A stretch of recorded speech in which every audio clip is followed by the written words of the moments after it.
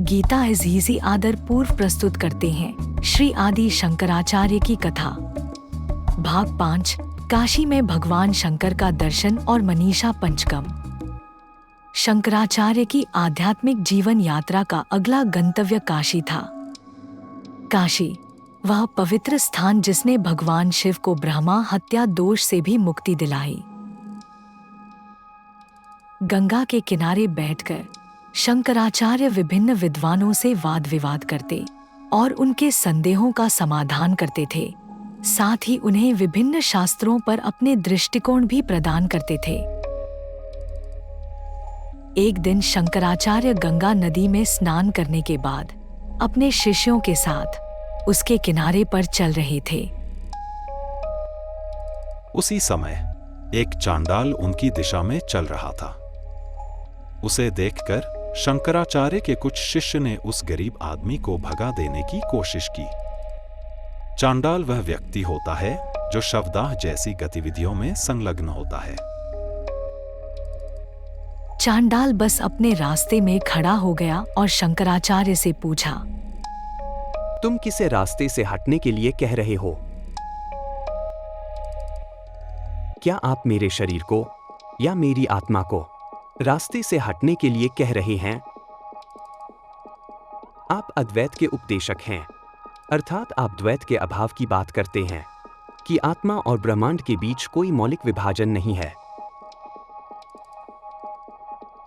मेरा शरीर भी उन 5 तत्वों से बना है जिनसे आपका शरीर बना है।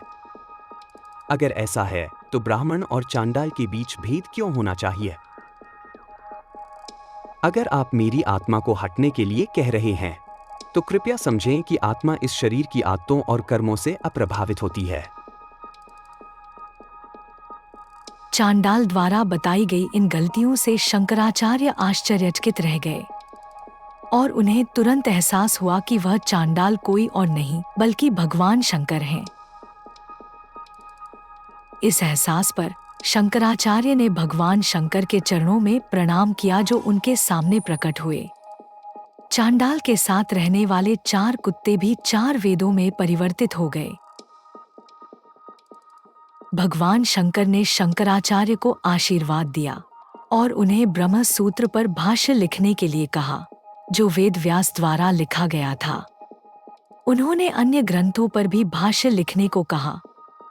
इससे आने वाली पीढ़ियों को ब्रह्म सूत्र और अन्य धर्म ग्रंथों का सार जानने में लाभ होगा।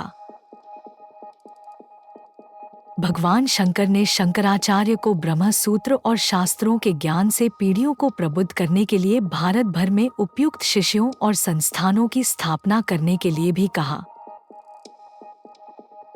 भगवान शंकर के इस दर्शन के बाद, अद्वैत वेदांत के सार को महसूस करने के बाद, शंकराचार्य ने मनीषा पंचकम लिखा कि जाति या सामाजिक स्थिति की परवाह किए बिना सभी प्राणियों में स्व आत्मा एक समान है। आइए समझते हैं मनीषा पंचकम। इस कृति में 5 छंद शामिल हैं, जहां शंकराचार्य ने अपनी अनुभूति व्यक्त की है कि आध्यात्मिक ज्ञान जन नहीं, सच्चा ज्ञान निर्धारित करता है।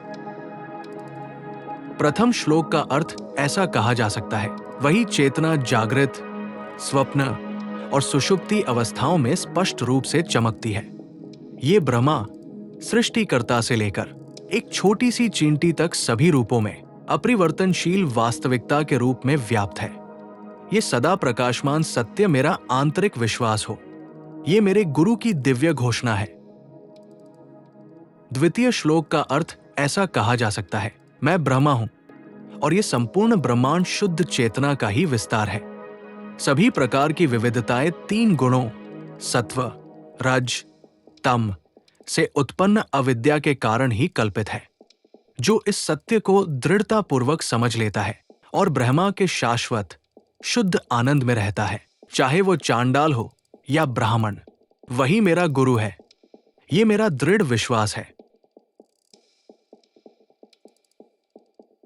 तृतीय श्लोक का अर्थ ऐसा कहा जा सकता है, ये संपूर्ण जगत क्षणभंगुर और नाशवान है।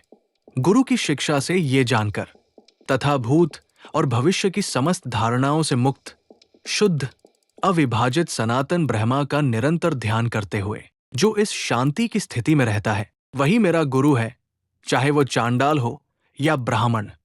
ये मेरा दृढ़ विश्वास है। चौथा श्लोक का अर्थ ऐसा कहा जा सकता है, जो व्यक्ति शरीर, कर्म और इच्छाओं की आसक्ति से परे है तथा अद्वैत तत्व को अविचल चिंतन के माध्यम से अनुभव करता है, वो शाश्वत शांति में रहता है।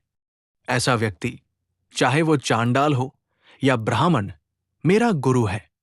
ये मेरा दृढ़ विश्वास है।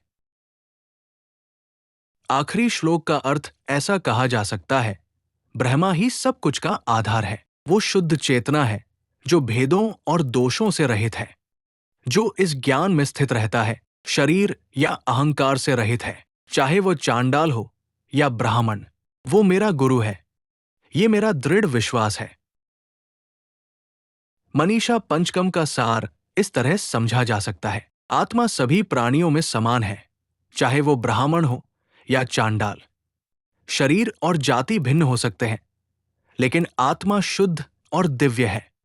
जिसने परम सत्य का साक्षात्कार कर लिया, वही सच्चा ज्ञानी है, फिर चाहे वो किसी भी जाति या समाज से हो।